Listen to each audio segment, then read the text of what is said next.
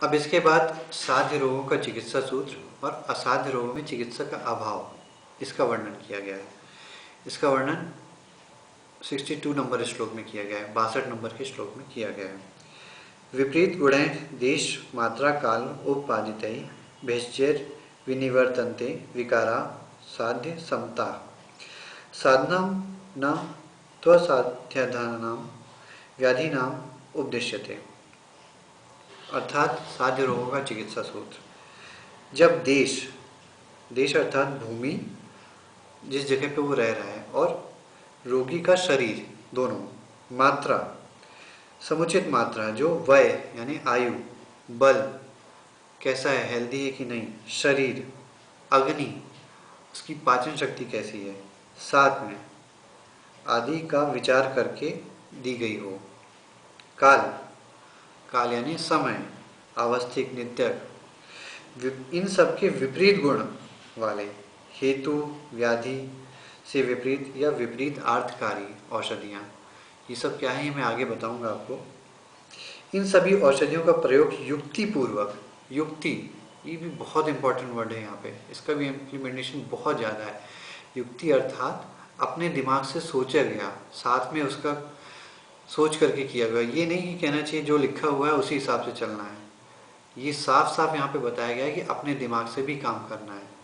तो युक्तिपूर्वक जब उसका उपयोग किया जाता है तो साध्य रोग नष्ट हो जाते हैं। साध्य यानी ट्रीटेबल, जो ट्रीटेबल डिसीज़ हैं वो ठीक हो जाती हैं, और असाध्य रोग जो नॉन ट्रीटेबल हैं उसकी चिकित्सा का उपदेश ही नहीं किया गया है। ये अपने आप में बहुत बड़ी बात है। मुझे तो नहीं लगता, शायद कहीं और बताई गई होगी, मुझे नहीं पता, या हो सकता है मुझे जानकारी नहीं हो, लेकिन ये अपने आप में बहुत बड़ी बात है कि जो ट्रीटेबल डिसीज़ हैं, साध्य रोग हैं, सिर्फ और सिर्फ उन्हीं की चिकित्सा आयुर्वेद में बताई गई है। असाध्य रोगों की चिकित्सा बताई ही नहीं गई है। ये बहुत बड़ी बात है अपने आप में। इससे आदमी को समझना चाहिए कि आदमी या डॉक्टर या चिकित्सक कोई भगवान नहीं है जो हर रोग की चिकित्सा कर ले, पॉसिबल नहीं है। जो रोग ठीक हो सकते हैं सिर्फ और सिर्फ उन्हीं की चिकित्सा की जा सकती है। जो ठीक नहीं हो सकते हैं आप उनकी चिकित्सा नहीं कर सकते हैं।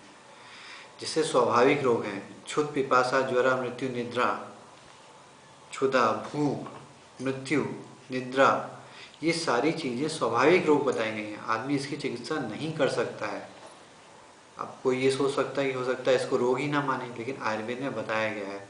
और भी कई ऐसे रोग हैं, जैसे बहुत सारे ऐसे रोग हैं, मधुमेह, पातज मधुमेह,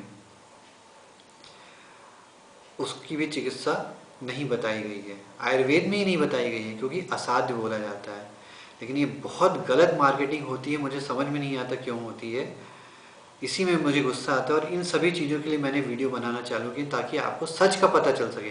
पूरे आयुर्वेद में कहीं नहीं बताया गया है वातज मधुमेह की चिकित्सा, क्योंकि वो असाध्य बताई गई है।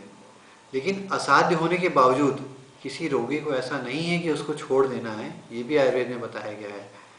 उसको बता करके कि ये असाध्य है, ये ठीक नहीं होगी, फिर भी मैं चिकित्सा कर रहा हूँ, तो जब आप उसकी चिकित्सा करेंगे तो वो यापी व्याधि में परिवर्तित हो जाएगी। अर्थात जब तक आप गोली खाएंगे तब तक ठीक रहेंगे, जहाँ गोली बंद की वैसी बीमारी फिर से हो जाएगी, पहले की वही चीज़ आज भी चल रही है।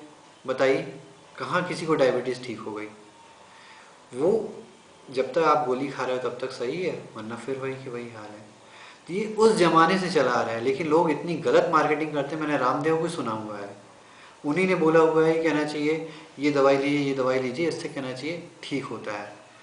गलत मार्केटिंग कर रहे हैं। आप आयुर्वेद जानते नहीं हो, आपने आयुर्वेद पढ़ा ही नहीं है, आपको आयुर्वेद का नॉलेज ही नहीं है। आपको नॉलेज होता तो आप ऐसी बातें नहीं करते। चलिए मैं सभी सारी चीज़ें विथ रेफरेंस आपको बताऊंगा ताकि आपको पता चल सके कि सही क्या है। धन्यवाद।